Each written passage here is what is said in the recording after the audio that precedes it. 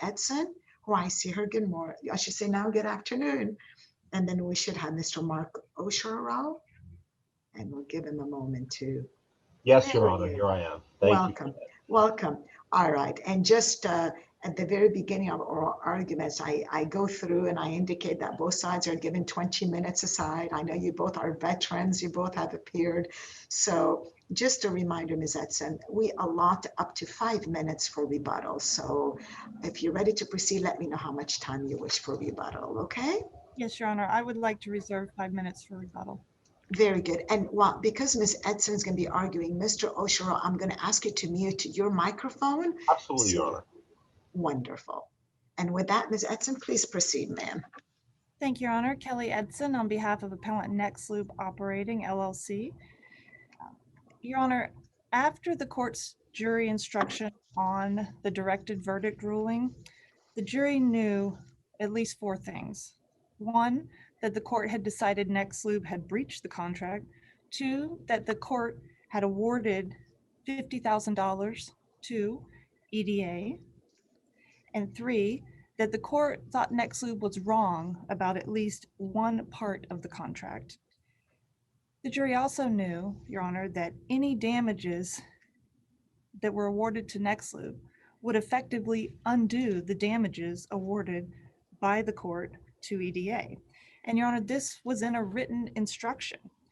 And we also know that in the written instructions that are given to the jury, in those closing instructions provided, it says, therefore, in reaching your verdict, and this is on page 7933 of the record, therefore, in reaching your verdict, you should not consider anything that I might have said or done, except my specific instructions to you.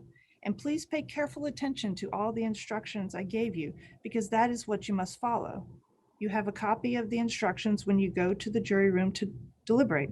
All the instructions are important, and you must consider them all together. And there are no other laws that apply to the case.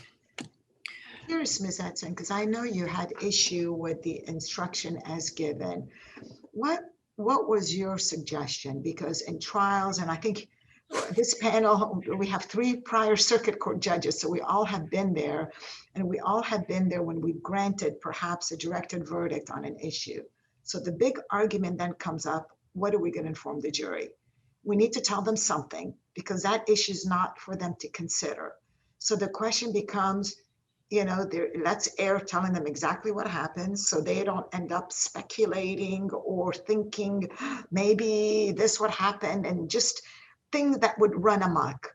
So what was your proposal? What do you think that the judge should have alerted the jury in this case? Thank you, Your Honor. Our proposed instructions were provided in writing, and that's in the record at 4629. And the proposed instruction was, the court has resolved plaintiff's main claim and the consequences of the main claim, if any, as a matter of law. You are to consider Next Loop's counterclaims without consideration as to the court's resolution. Your Honor, I will also note that in the transcript, there was a discussion on page 7827 of our instruction as well.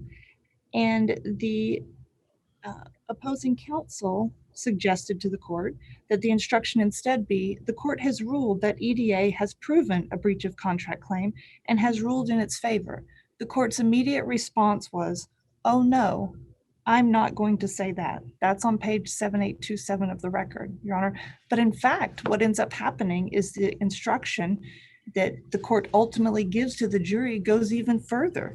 And as Your Honors are aware, when the court is instructing a jury about a stricken matter, generally that instruction has to do more harm than good.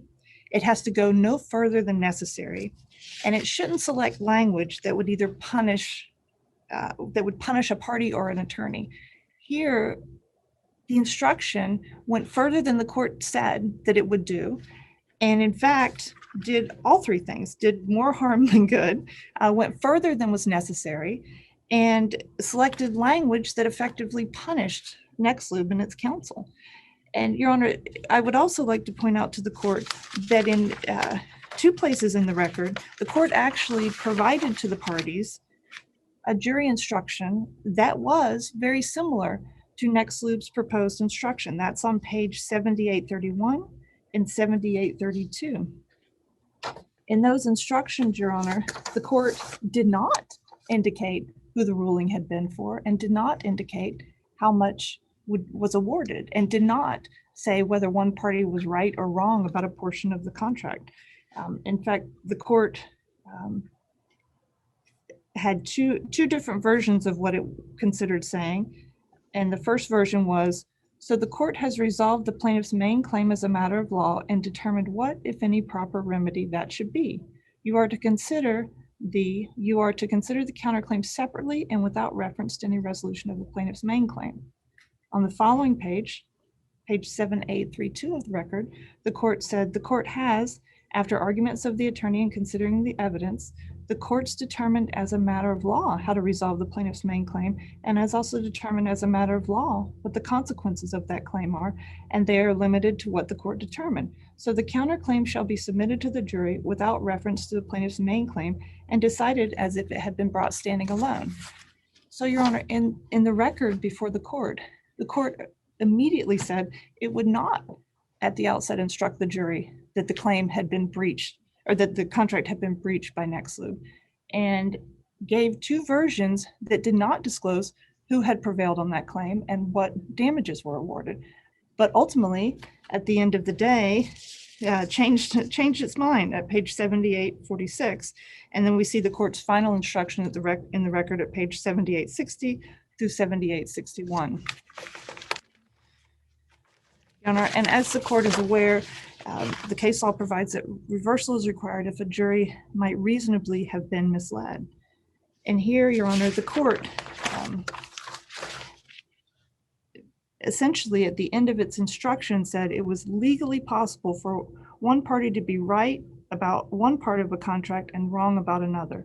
Your Honor, that didn't alleviate the prejudice to NextLoop. And as the court's aware, we preserved our objection to that instruction. We provided an instruction that would have been neutral and not sanctioned one party over the other.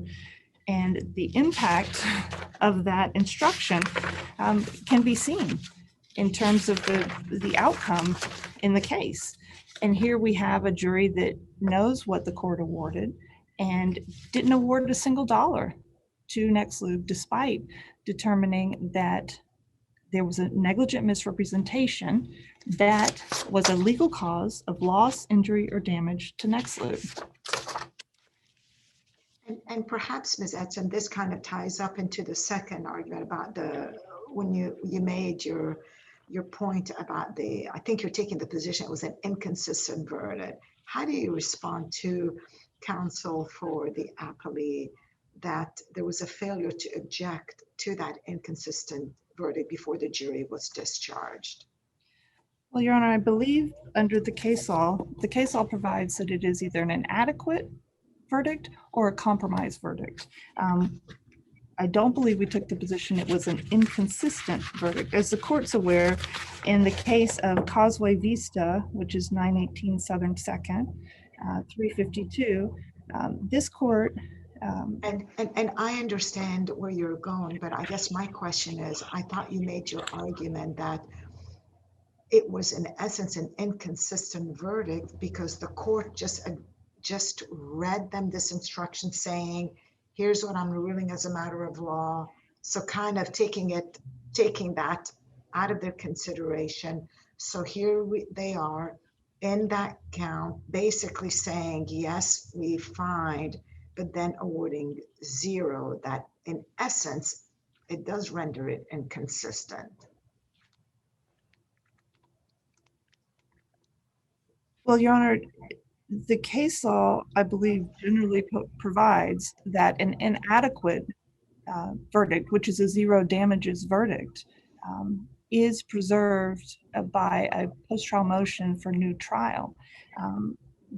This court has said that it's repeatedly held the proper method to challenge an inadequate verdict is to file a post-trial motion.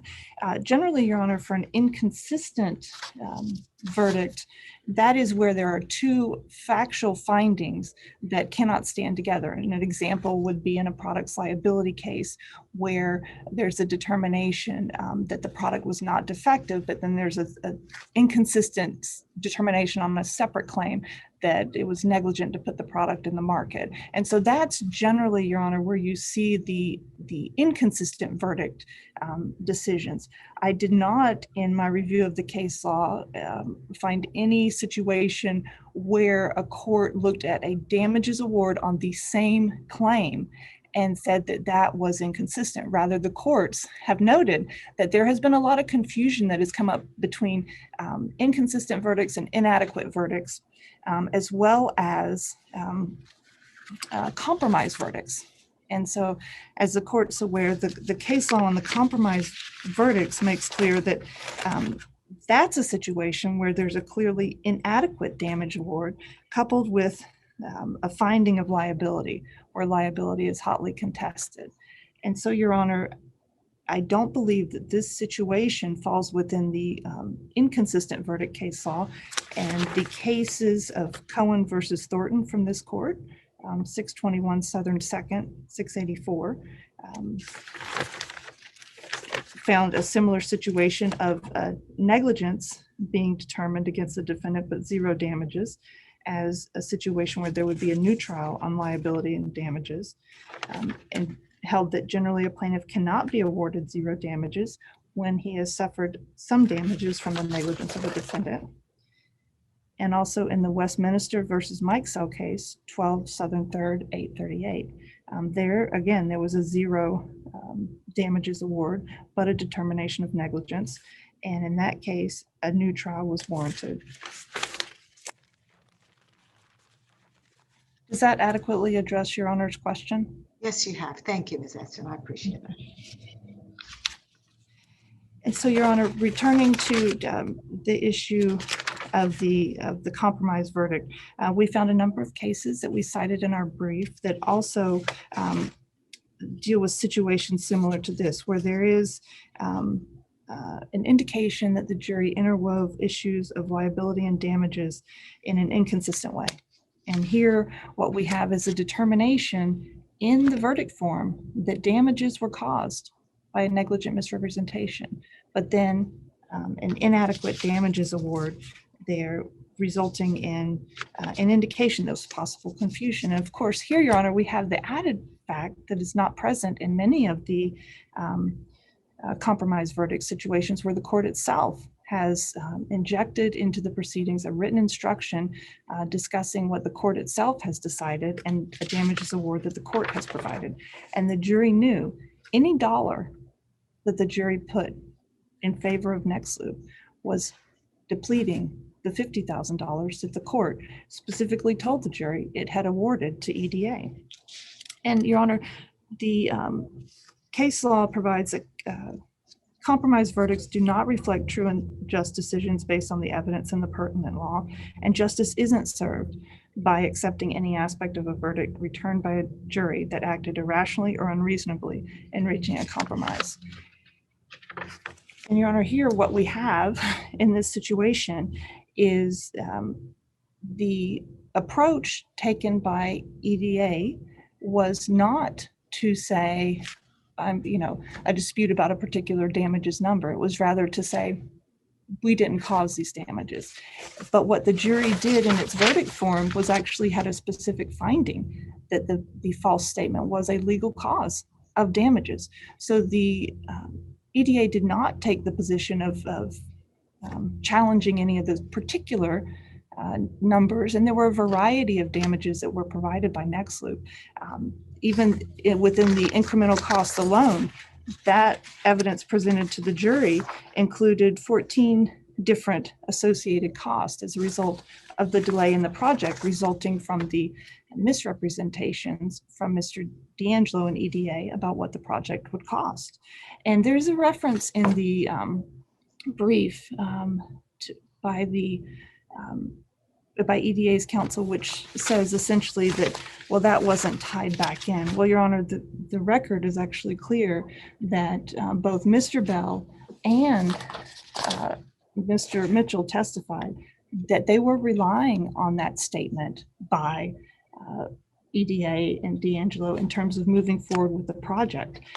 It impacted their decision to put out the private placement memo.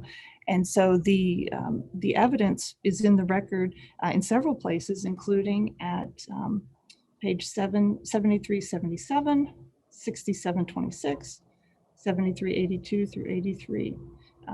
The decision to move forward with the project, that was based on the numbers that were being provided for the cost of the project by Mr. D'Angelo. Ms. Edson, I just recalled, and I should have said that at the beginning, because there's a cross-claim in this case as well. And how do you wish to do that? Do you wish to address the response to the cross-claim now, or do you wish to address it after Mr. Oshiro presents that in his presentation? I believe, Your Honor, I may be coming up close to my time. I will, whatever the court prefers, I'm fine with addressing it in rebuttal if you'd like.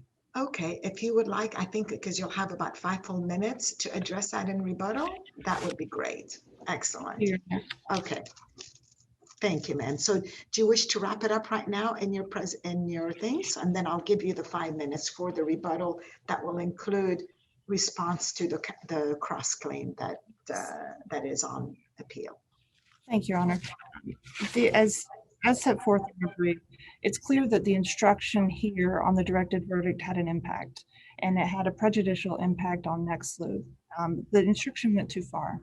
The court was provided with and actually told the parties in at least 2 places in the transcript that he would deliver an instruction that was neutral to both parties. Ultimately, that was not what was delivered, and that impact resulted in an inadequate verdict, which could also, under the case law, be viewed as a compromise verdict. Either of those would merit a decision that the court should have awarded an additor or should have awarded a new trial on damages and liability. Thank you.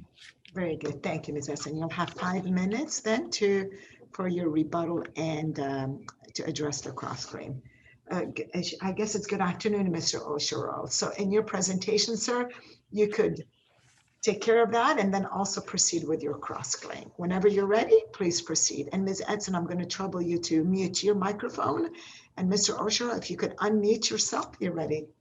We're ready for your argument.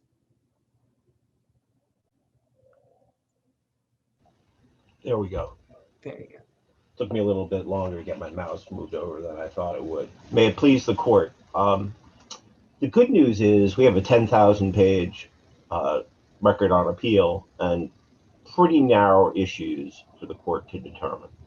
I think the first thing to consider is there's really 2 points on the direct appeal. And one of those points is that the instruction that was given was somehow improper. And the second issue is that the finding of zero liability was improper. I'll deal with those and then move on to my positions on our cross appeal. First, our view is that the instruction that was given was eminently proper.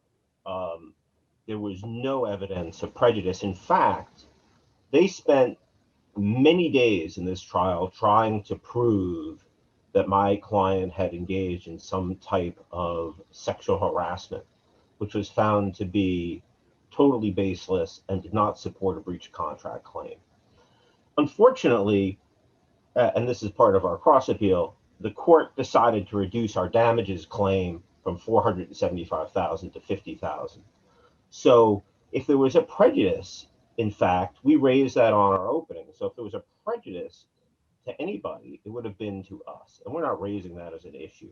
But what was done by the court was well within the confines of... Mr. Oshiro, isn't the real issue here whether a jury reasonably might have been misled by that? Yes. By having the amount put before them and the liability put before them, instead of just being informed that this matter is no longer an issue that the jury needs to address? No, because I believe that would have created a highly prejudicial situation for the plaintiff in this case. And the judge, in exercising his discretion, was trying to do what was eminently fair, given the 8 days of trial in this case, and the type of proof that they tried to put on throughout that trial.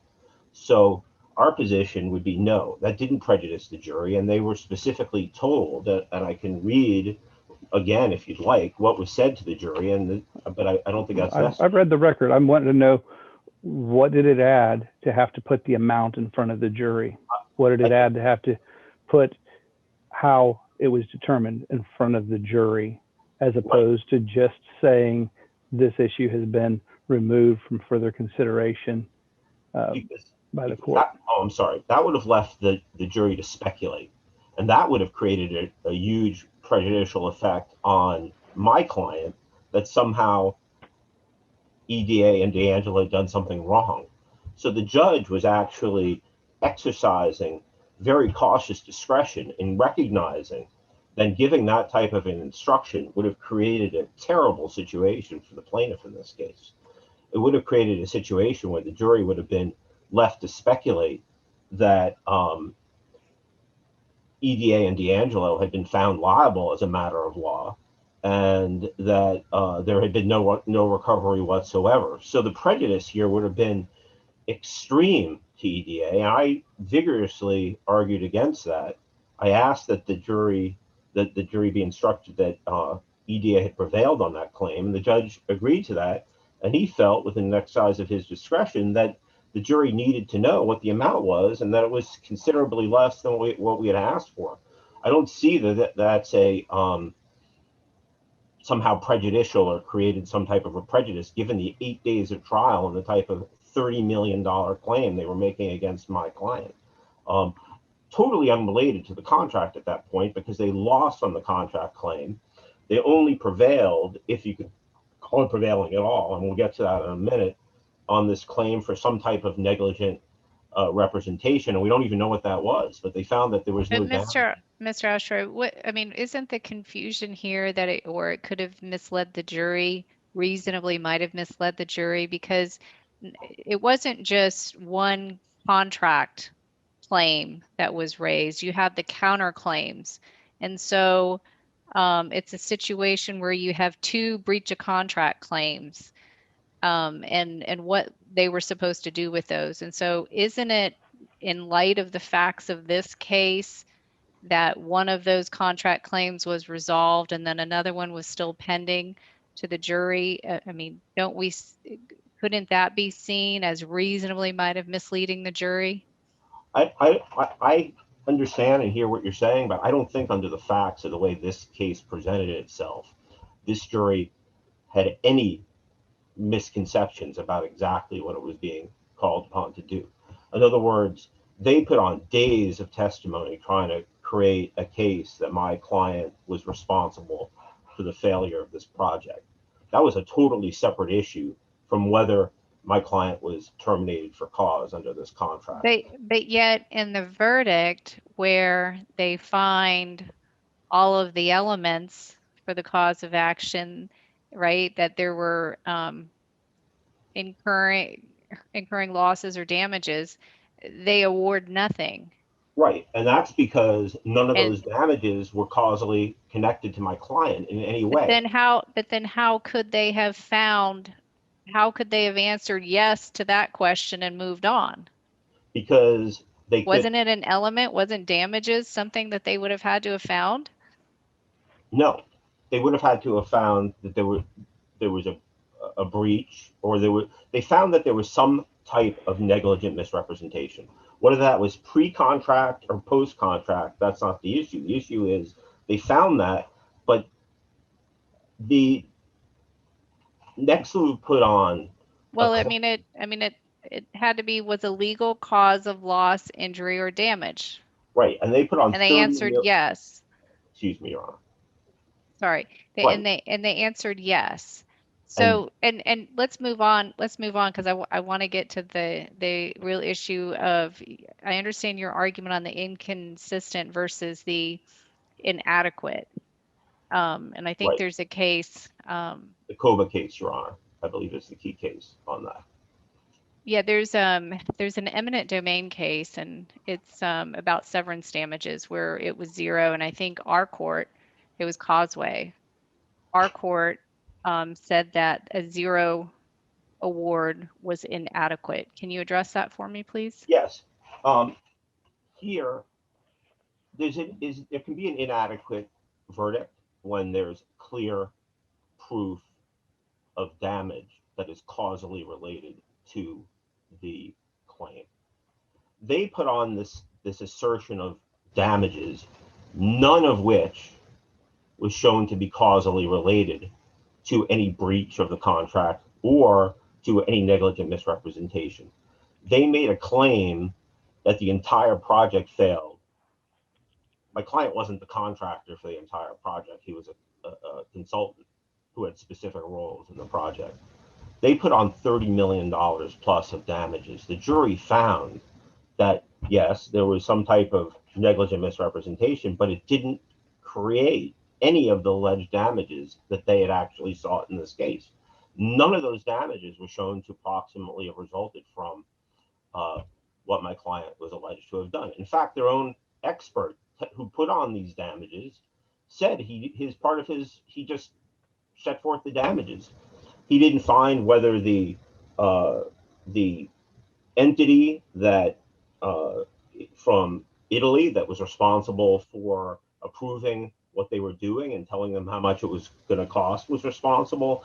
They didn't address the liability of the president of the company or Mitchell Malone, the head of this whole project. But wasn't he the one that had the information and chose to slow roll it out at certain time frames when decisions had to be made and go forward? There's no evidence in the record, Your Honor, that anything my client did or did not do changed the ultimate outcome of this project. They had agreed to fund it, and they continued to fund it as the final plans came in and they determined what the actual costs were going to be. There had been some discussion about costs that hadn't been supported by the actual plans, and they found that after the fact, and they claimed that my client was misrepresenting what the costs were going to be.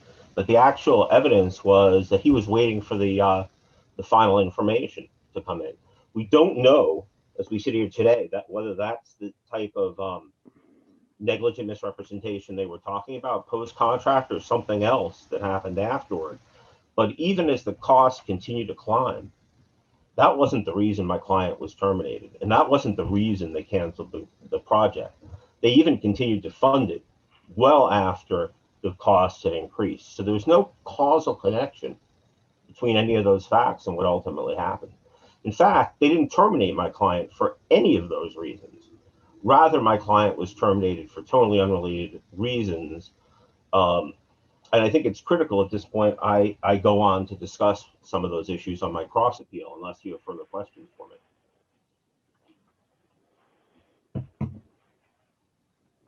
May I? Yes, sir. Please proceed. Okay. So I think it's critical for you to recognize that the issues they've raised directly are that this instruction was improper. There's no evidence that it affected the jury's determination or anything along those lines, and that the verdict was either not inconsistent because it was consistent with what we had argued throughout the case, that there were no damages causally related to what they were claiming, or in the alternative, it was inconsistent and waived, and that's under the Kova case, which we believe is binding on this court, which is set forth. Talk a little bit about the lease, if you could, for me, because there was a lease that was entered at a certain point during the period of time where all the information had not been set forth to all the parties. How is that not a basis where there should be some damages presented? The lease was a lease with the port, based on a permit that was issued with the city of Tampa, and it required a relatively small monthly payment to get this project off the ground. There was a long-term commitment, correct? That's correct. This group had made a long-term commitment at that point. That's correct, Your Honor. But what had happened, Your Honor, is these projects always go up in costs, and they added to the project, and all kinds of things happened. And then after the fact, when they refused to fund the project, they tried to find a basis to claim that my client's termination was proper. That wasn't even raised on this appeal. The issue on the appeal is really whether my client was properly terminated. We proved at trial that there was no termination for cause. And as a result of that, our position is my client is entitled to his contract damages under the Forbes case, which is cited in our brief, and that the court erred in finding that under another provision of the contract that allowed for 60 days termination on notice, that we were limited to the 60 days worth of damages. We believe that that is an issue to be determined by this court de novo, and that my client is entitled to his full measure of damages. The other issue, which is sort of a supplement of that and isn't as quite as important, and I'd agree that if the court were to determine that this is somehow a declaratory issue, that it should be for another day. But we also sought to be awarded what were called after payout units in the company. And those were vested from the outset. And the only way they became unvested, 2.75% of the company, the only way they became unvested is if it was found that my client was terminated for cause. My client wasn't terminated for cause. Therefore, under the provision that if there's no termination for cause, those units are deemed to have vested and they can't be forfeited without a termination for cause, so that they're still owned. Judge Stevens found that getting an actual payout on those was premature. But what we were actually asking for, as it turned out at the end, was confirmation that we were entitled to those shares. The judge found that that was for another day. We don't think that was ultimately, in looking at this now, that it became a non-jury issue. It should have been upon finding of a breach. The court should have made that determination in equity that we were entitled to retain that ownership interest. So that's that second issue.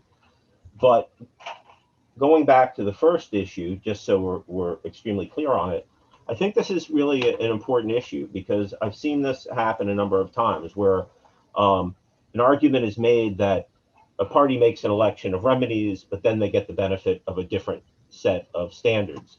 And we don't believe the law allows for that, nor was it an affirmative defense or raised as an avoidance on a reply in this case. Once my client proved a breach, he was entitled to his contractual damages of $475,000, which was 19 months times $25,000 a month. The court determined that we were only entitled to 60 days because the contract could have been terminated on 60 days notice. It never was terminated to this day on 60 days notice. The court read that in, even though that's not in the contract. It doesn't say in the contract, by the way, if we don't succeed on our termination for cause, this contract is deemed to be terminated on 60 days notice in any event. We believe the court read that into the contract and improperly applied that standard to an award of our contractual damages upon finding that we were entitled to a directed verdict on. Did I understand you to say that as of now, you don't believe the contract has been terminated, so he still has rights under the contract? Well, I think that's a correct statement. I don't know that I would put it that way exactly. What I'm saying How would you put it?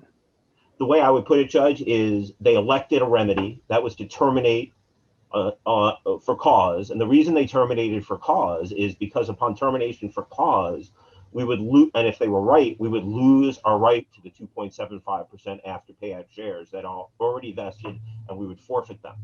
Had they elected to terminate us on 60 days notice, we would be entitled to keep those shares or 2.75% unit interest in the company. So our position is they elected a particular remedy for a particular purpose, and that was to prevent us from getting something, which is this ownership interest. The court found that our entitlement to that 2.75% had not vested. Our position is that the court was wrong as a matter of law because the 2.75% vested under the contract. If there was no termination for cause and it was without cause, then we were entitled to it. So we're entitled to the 2.75% under the contract, and reading the plain language of the contract, that seems to be what this court should rule. If the court determines that we're not precluded from that because it's a question for another day, or that it's a declaratory relief or some other thing, I think the court is well within its discretion to find that that's something the court could have awarded us, whether through the jury or directly as an equitable matter at that point, without granting summary judgment against us on that issue. So with regard to the issue of the 60 days notice, I think it's pretty clear that in reading the contract, once they elected that remedy, they couldn't go back, or the court shouldn't have gone back and said, well, they could have done something else, given you 60 days notice and terminated you. Once they elected a remedy, precluded us from something else, they were stuck with what they chose. They shouldn't be allowed to get the benefit of what they litigated and lost on for 8 days. And that's limiting our damages claim for termination of a contract that we don't believe ever should have been terminated. And we believe the jury ultimately properly found on the other issues. So do I have any time left? You have 1 minute left, Mr. Oshiro. So I just want to go back. I think it's very clear that there's some concern, at least, that the instruction given to the jury could have prejudiced the jury. But that could be said of almost anything that isn't favorable to a party. And here, we strenuously suggest to the panel that there was a very good reason in this particular case, under these particular facts, that the jury should be instructed as it was. And that had it not been instructed in that way, that would have created way more prejudice to the plaintiff. And that to come to this court and say that what was instructed created prejudice to the defense, we don't believe that it's there. We don't believe that the jury was prejudiced in any way. We believe that they actually found exactly what they did for very good reasons. And then if you go to the portions of Judge Stevens' ruling on this issue, which is set forth verbatim in our brief, it shows that he considered very carefully those issues, that it was for a good reason. And in fact, the jury verdict on those issues was based upon the fact that they didn't prove any causally related damages. That was also part of our trial strategy, because we thought the damages, frankly, were absurd and there was no reason to tie those damages to my client. And in fact, that's what the jury found. Very good, Mr. Oshiro. Actually, you just exceeded your time. I apologize, Judge. No. I was waiting for you to take a breath, and I haven't taken a breath yet. So that's it. Thank you, Mr. Oshiro. All right, Ms. Edson, you have your rebuttal time, ma'am, to respond, and then to respond also to the cross appeal. All right, go ahead. There was a statement raised about whether NextLube had asserted this limitation of 60 days worth of damages. And I would just like to highlight for the court that NextLube did move for summary judgment. That motion is in the record at 1212-1456, page 1212 through 1456. Shortly after the court's order, which was issued on November 16, 2018, in that order, the only claim that remained was the breach of contract claim for EDA. All the claims of Mr. D'Angelo, summary judgment was granted. He said he had no damages. EDA, the only damages it claimed were under the breach of contract. Within 4 days, Your Honor, and this is found in the record at page 3527 through 3542, we filed a motion in limine supplement in light of the court's ruling that pointed out for the court all of the cases that say essentially when a party has negotiated for a limited time, even if the agreement is terminated without notice, that notice provision can be a limitation on the damages. So that was asserted, and that's in the record at 3527 through 3542. Your Honor, the termination provision in the contract is clear and unambiguous, and it says that upon termination, the parties shall have no further liability to each other under this agreement, except for these obligations expressly surviving termination. That is in section 4. And Your Honor, what the plaintiff is, I apologize, what the appellee is asking is basically to say, well, I got a termination letter. That was in September of 2013. It was in writing. And the agreement does say that it can be terminated on 60 days written notice, that we should ignore that termination letter because that was a termination for cause. And the court ultimately later determined that it didn't agree with the cause reasons. However, that doesn't allow EDA to escape the benefit of its bargain. And so the benefit of the bargain was both parties agreed. Either party could terminate this on 60 days. And then after that point, the parties have no further liability to each other under the agreement, except for those obligations that survive a termination. And so what EDA is asking this court to do is to essentially give it an unending damages period, it appears, that could go on indefinitely despite receiving a written termination letter and despite the provision that allows the agreement to be terminated for any reason in 60 days. And as the court is aware, and we provided in our brief, that the courts are not free to rewrite the contract. EDA is bound by the benefit of its bargain, what it negotiated, and that's simply what the court enforced. And we did move in limine for the court to exclude damages beyond the 60 days. Your Honor, as to the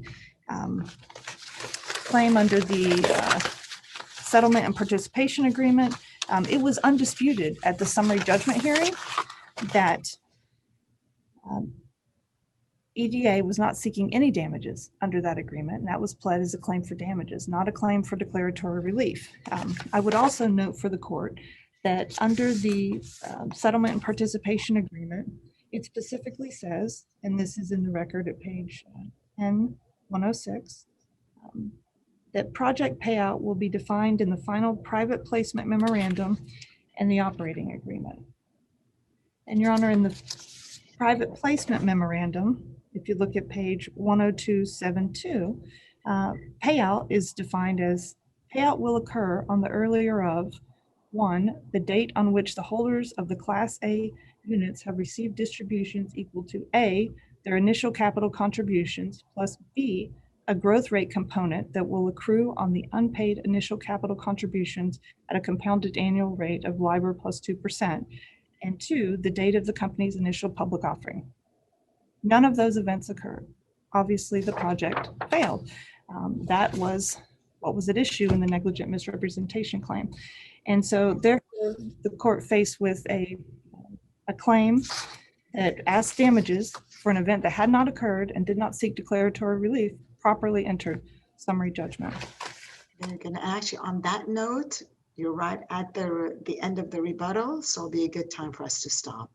Very good. Well, thank you both very much. Very interesting issue and really well argued. So this should conclude our docket for today. Thank you, Ms. Edson. Thank you, Mr. Oshiro.